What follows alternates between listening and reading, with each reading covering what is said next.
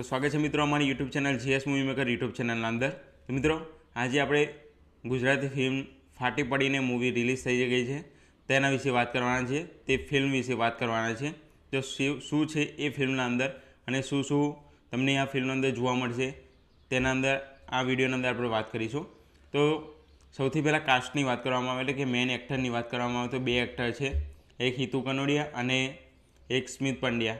આ બેના ઉપર આખી મૂવી છવાયેલી છે। તો સ્ટોરી લાઇનની વાત કરવામાં આવે તો જોઈએ તો મિત્રો તમે જોતા હશો કે સ્ટોરી તમે જે ટ્રેલર અને ટીઝર ટ્રેલર તમે જોયું તેના અંદર તમે જોઈ જ લીધેલી હશે, એ જ સ્ટોરી તેના અંદર જોવા મળે છે।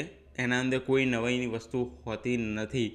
તો તમે સિમ્પલ તમને હું સમજાવી દઉં કે જ્યારે પણ એ બે પોલીસની નોકરી કરતા હોય છે ત્યારે એ બે જણ કહેવા મતલબ તેમનાથી અમુક ભૂલો થઈ જતી હોય છે। તો એ ભૂલોના કારણે તેમને સસ્પેન્ડ કરવામાં આવે છે અને એમની નોકરી પાછી લેવા માટે એમના જે સર છે તે ઓફર કરે છે કે એક રાત માટે એક મહેલમાં રહેવાનું, અને જો એ કામ કરી દેશે તો તેમને નોકરી પાછી મળી જશે અને એમને જે મતલબ જે એમની જે છોકરી એમના સસરા જોડે હતી એ એમના જોડે રાખવા માટે લેવા માગતા હતા તે પણ તેમને પાછી મળી જશે। આ બધું સોલ્યુશન, કેસનું સોલ્યુશન થઈ જશે।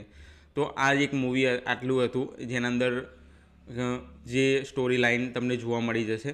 તો તેને એમની છોકરીને પ્રાપ્ત કરવા માટે અને તેમની જોબ પાછી લેવા માટે તે એક રાત માટે જે હવેલીના અંદર એક નાઇટ ગુજારવા માગે છે કે કહે છે, તો તે રાતે પહોંચી જાય છે અને ત્યાં આ મૂવી તમને જોવા મળી જશે। તો મિત્રો 100% મૂવીના અંદર તમને 75% મૂવી આ એક મહેલના અંદર જ તમને જોવા મળી જશે। 25% જેવી મૂવી તમને બહારના બેકગ્રાઉન્ડમાં સાથે તમને એક મતલબ એક્સિડન્ટ હોય કે તમે એક એવો સીન હોય તમે એ રીતે તમને બહારની દુનિયામાં તમને જોવા મળી જશે। તો મિત્રો આટલું હતું સ્ટોરીના અંદર, આટલું જ હશે તમારા અંદર, પરંતુ તમે જો એવી એક્સપ્રેશન મતલબ એવા ઉદ્દેશથી ગયા હોય થિયેટર અંદર કે માત્ર ને માત્ર તમને કોમેડી જોવે છે, થોડું એવું હોરર જોઈએ છે, હોરર બહુ નથી, તમને કોમેડી જો જોઈતી હોય તો તમે આ ફિલ્મ જોવા જઈ શકો છો। કારણ કે મને ખુદને કોમેડી ગમે છે, એટલે મેં કોમેડીની દ્રષ્ટિએ જોયું ફિલ્મ તો ખૂબ જ મજા આવશે। એટલે કે ખૂબ જ એવી કોમેડી છે। સ્ટોરી લાઇન તમને લિમિટેડ જોવા મળી જશે, પરંતુ તેના અંદર ડાયલોગ છે તે તમને સારામાં સારા જોવા મળી જશે। એટલે કે તમને એક ડાયલોગ ઉપર તમને હસવું આવશે, એની 100% ગેરંટી છે। જો તમે ફેમિલી સાથે જોવા જતા માગતા હોય તો તમે આ ફિલ્મને તમે જોઈ શકો છો, ફિલ્મ તમે જોવા જઈ શકો છો। કારણ કે આ ફિલ્મ તમે ફેમિલી સાથે જોશો તો તમને ઓર બી એવી મજા આવશે કે શું તેના અંદર કોમેડી જે ડાયલોગ છે તે તમને જોવા મળી જાય છે, તેનાથી તમને ફિલ્મ જોવાની મજા આવશે। તો મિત્રો જે પણ તમે ફિલ્મ જોવા ગયા હોય, તમે અલગ લોકો અલગ રીતે ફિલ્મ જોવા જાય, ધારો કે કોઈક એવા હોય કે જે એક્શન જોવા જતા હોય, કોઈ કોમેડી જોવા જતા હોય, કોઈ હોરર જોવા જતા હોય, તો મારા મંતવ્ય પ્રમાણે કોમેડી ફૂલ છે।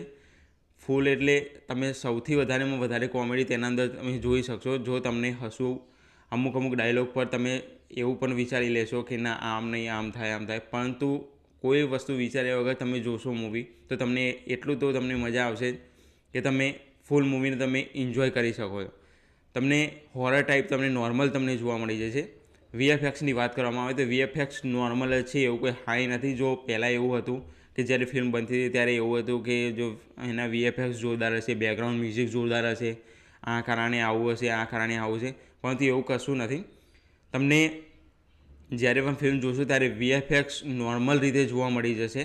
આત્મા હોય અને ઝંડ હોય, વસ્તુ આપણે જોતા હશે કે ભાઈ ઉત્તર ગુજરાતના અંદર બધા અમુક લોકો ઝંડ કહેતા હોય, ભૂતને ઝંડ કહેતા હોય, એ ઝંડ વસ્તુ ધારો કે એક નોર્મલ વ્યક્તિ પ્રમાણે બતાવવામાં આવી છે, એટલે એના અંદર કોઈ વીએફએક્સ એવી કોઈ વસ્તુ યુઝ કરવામાં આવી નથી। એટલે કે એવું નહીં વિચારી લેવાનું કે ના ભાઈ ભૂત હોય એટલે ભૂતના અંદર એના વીએફએક્સ જોરદાર હશે।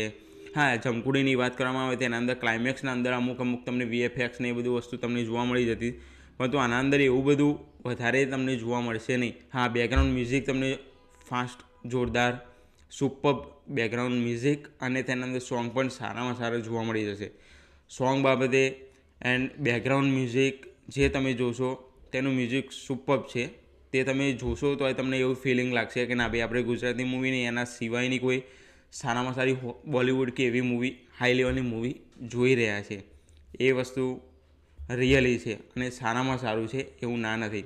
પરંતુ સ્ટોરી લાઇન તમે સ્ટોરી જોવા જશો કે ના ભાઈ મને તો આવી સ્ટોરી નથી જોતી, આવી સ્ટોરી હોય આના અંદર આમ હોય, પરંતુ એવું તમને જોવા નહીં મળી જાય. લિમિટેડ સ્ટોરી, એક જ કન્ટેન્ટ ઉપર તમને આ મૂવી હસાવશે.